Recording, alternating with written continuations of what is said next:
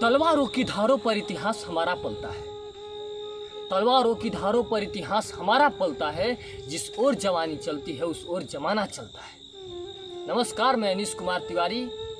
आज चर्चा करते हैं बिहार के उन लाखों स्टूडेंट्स की जिनके बारे में चर्चा करने के लिए सत्ता में बैठे सरकार को भी समय नहीं है।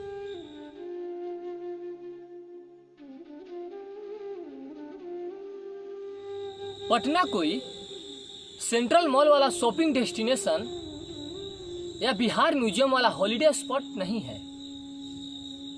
पटना जगमगाते फ्लाईओवर, लंबे चौड़े पार्टियों की ऑफिस और कुछ नामचीन राजनेताओं की राजधानी भी नहीं है, बल्कि पटना महेंद्र मुसल्लापुर, बाजार समिति, भिखना पहाड़ी, न जाने कितने भूल भुलैयों का शहर है। 5 फीट से भी कम चौड़ी गलियों के अंदर 5-5 मंजिले इमारत के अंदर लाखों स्टूडेंट्स रहते हैं। ऐसे न जाने कितने ही भूल भुलैये पटना जैसे अनगिनत शहरों में है। सबसे तकलीफ तो इस बात की होती है कि इन भूल भुलैयों में जीने की आदत डाल चुके स्टूडेंट्स की भविष्य भी कुछ इसी भूल भुलैयों की तरह होते जा रहा है। 15 बाई 15 का कमरा, ये शायद कुछ ज्यादा ही कह दिया मैंने। 10 बाई 10 का कहना सही रहेगा। 1-2, कभी कभी तो 3-3 स्टूडेंट्स एक कमरे के अंदर एडजस्ट करके रहते हैं। मैं कहूंगा तो आप ताजुब होंगे कि महज एक कुकर में दिन भर की खाना पका लेते हैं। घंटों स्टडी टेबल से चिपके रहते हैं। दुनिया भर के अखबार और मैगजीन्स में आंखें गड़ाए रहते हैं। कभी कभी छुट्टियों में घर नहीं आते। पढ़ाई के नाम पर त्याग तो है ही, लेकिन नहीं आने का बड़ी वजह यह है कि कहीं रिश्तेदार वाले अब तक नौकरी न लगने की ताना न मारते। जब एक स्टूडेंट इतना परिश्रम करता है तो फल तो मिलनी चाहिए।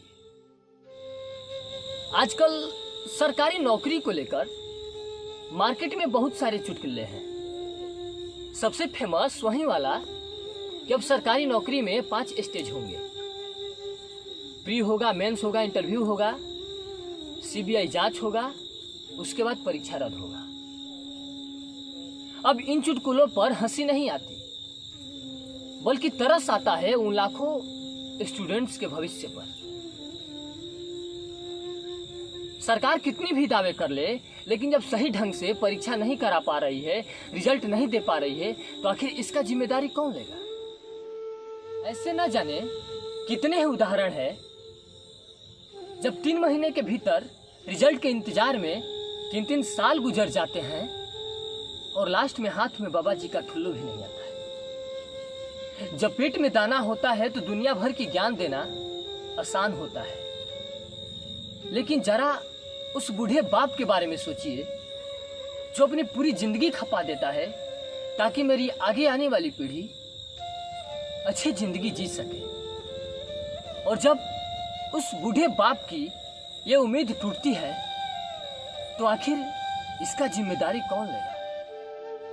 आखिर में प्रेमचंद्र की वो खूबसूरत पंक्तियां मुझे याद आती है कि जुलूस, आंदोलन और रोड पर निकलने से क्या होता है, तो इससे यह सिद्ध होता है कि हम जीवित हैं, अटल हैं, डटे हैं, मैदान से हटे नहीं।